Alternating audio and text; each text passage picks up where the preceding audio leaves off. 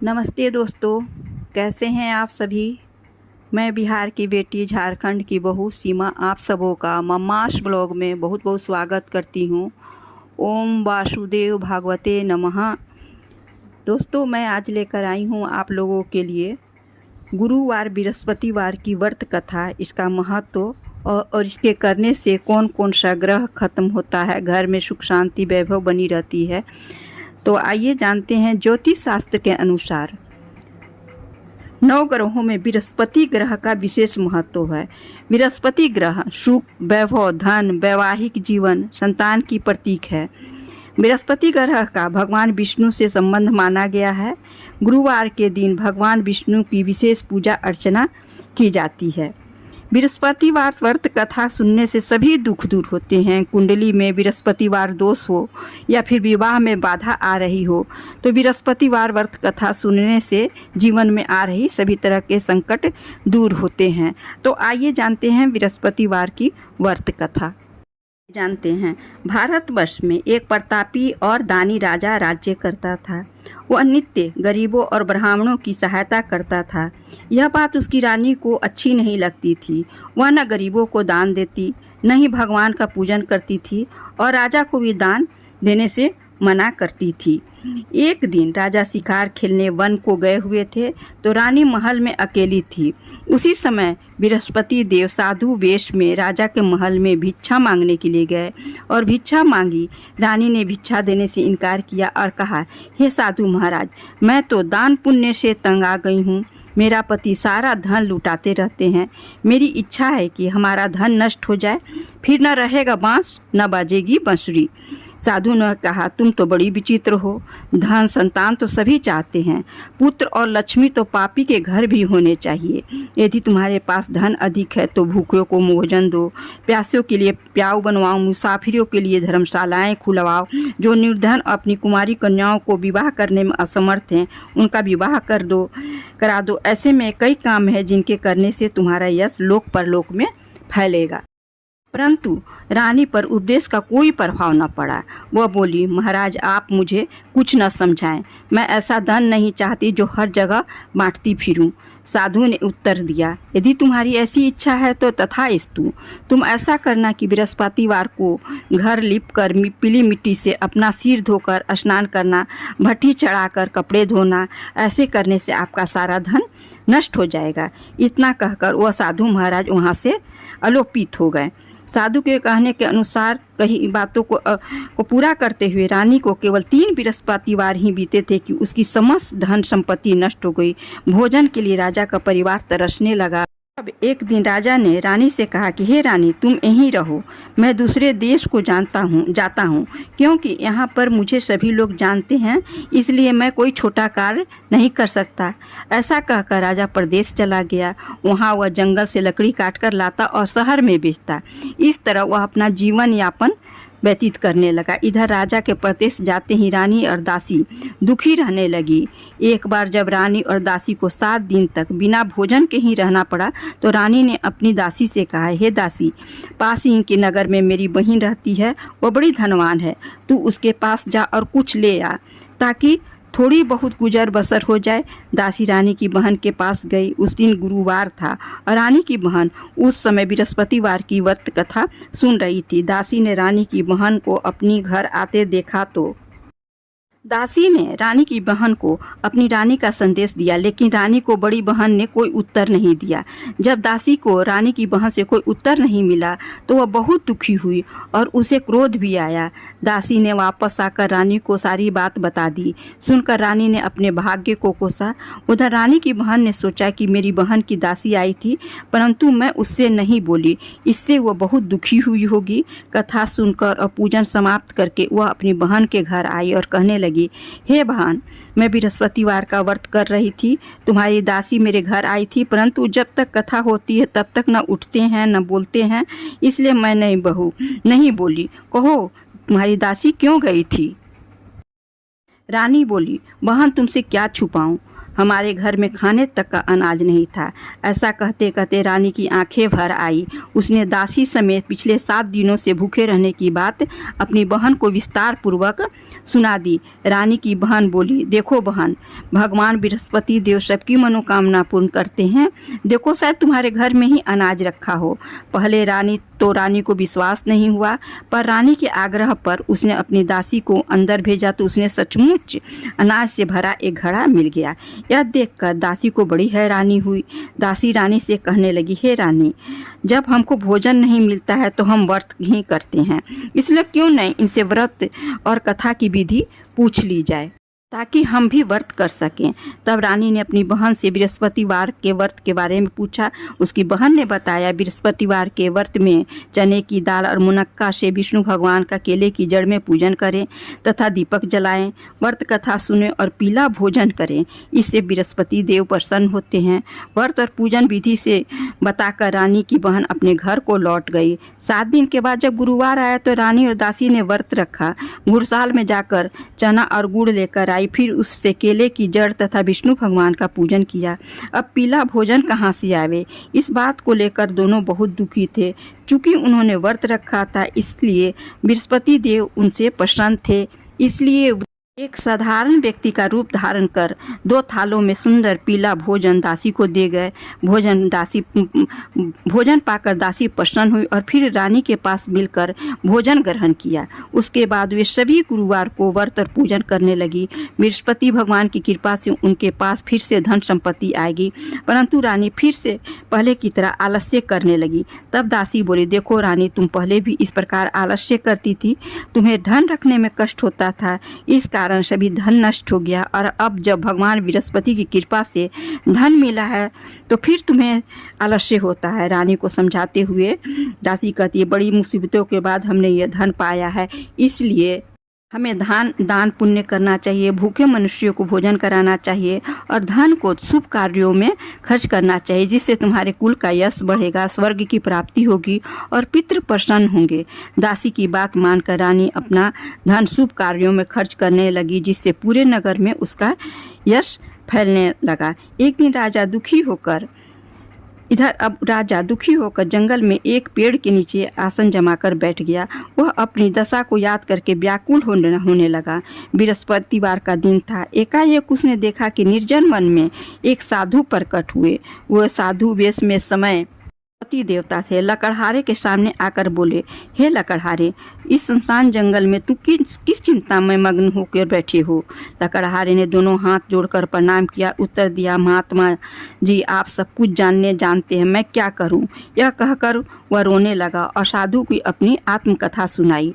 महात्मा जी ने कहा, तुम्हारी स्त्री ने बृहस्पति के दिन बृहस्पति भगवान का निरादर किया है, जिसके कारण रुष्ट होकर उन्हें तुम्हारी यह दशा की है। अब तुम चिंता को दूर करके मेरे कहने के अनुसार लो तो तुम्हारे समय कष्ट दूर हो जाएंगे और भगवान पहले से भी अधिक संपत्ति देंगे। तुम बृहस्पतिवार के दिन कथा किया करो। 2 पैसे के चने मुनक्का लाकर उसका प्रसाद बनाओ और शुद्ध जल से लोटे में शक्कर मिलाकर अमृत तैयार करो। कथा के पश्चात अपने सारे परिवार और सुनने वाले प्रेमियों में अमृत और वह प्रसाद बांटकर आप भी ग्रहण करो। ऐसा करने से भगवान तुम्हारी सभी मनोकामनाएं पूर्ण करेंगे। साधु के ऐसे वचन सुनकर लकड़हारा बोला, हे प्रभु, मुझे लकड़ी बेचकर इतना पैसा नहीं मिलता जिससे भोजन करने के उपरांत कुछ बचा सकूं। मैंने रात्रि में अपनी स्त्री को बहुत व्याकुल देखा है। मेरे पास कुछ भी नहीं जिससे मैं उसकी खबर मंगा सकूं। साधु ने कहा, हे लकड़हारे, तुम किसी बात की चिंता न करो। बृहस्पतिवार के दिन तुम रोजाना की तरह लकड़ियां लेकर शहर को जाओ। तुमको रोज से दुगना धन प्राप्त होगा, जिससे तुम भली भांति भोजन कर लोगे तथा बृहस्पति देव की पूजा का सामान भी आ जाएगा। इतना कहकर साधु अंतर्धान हो गए और धीरे धीरे समय व्यतीत होने पर फिर वही बृहस्पतिवार का दिन आया। लकड़हारा जंगल से लकड़ी काटकर किसी शहर में बेचने गया। उसे उस दिन और दिन से अधिक पैसा मिला। राजा ने चना गुड़ आदि लाकर बृहस्पतिवार का व्रत किया। उस दिन उसके सभी क्लेश दूर हुए, परंतु जब दोबारा गुरुवार का दिन आया तो बृहस्पतिवार का व्रत करना भूल गया। इस कारण बृहस्पति भगवान नाराज हो गए। उस दिन नगर के राजा ने विशाल यज्ञ का आयोजन किया। तथा नगर में यह घोषणा करा दी, कोई भी मनुष्य अपने घर भोजन न बनावे न आग जलावे, समस्त जनता मेरे यहाँ भोजन करने आवे। इस आज्ञा को जो न मानेगा उसे फांसी की सजा दी जाएगी।